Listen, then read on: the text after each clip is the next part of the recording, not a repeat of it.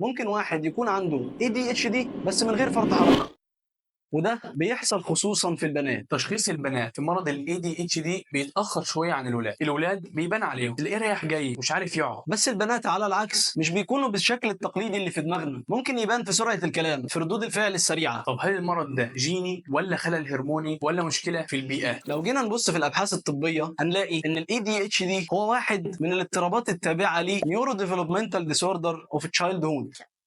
نيورو ديفلوبمنتال ديسوردر اوف تشايلد هود، اضطرابات النمو العصبي في مرحله الطفوله. تعالى بقى نرجع لحظة الولادة، هنلاقي إن ده أقل وقت المخ بيتطور فيه، بياخد وقت على ما يكتسب وعي ويقدر ياخد قرار، ده والجنين في بطن الأم. لكن بره الرحم التطور في المخ بيكون اسرع، بيوصل ل3 اضعاف حجمه في ال3 سنين. وفي مرحلة النمو دي الخلايا العصبية بتتنافس على البقاء، فعشان النمو ده يحصل بشكل طبيعي لازم نهيئ المخ للظروف المناسبة. ولازم يتوفر 3 اضلاع المثلث: 1 وهي التغذيه، 2 والبيئه الهاديه الامنه، والرعايه الصحيه، ودي 3 حاجه. وغالبا المشكله بتكون في النقطه الثالثه.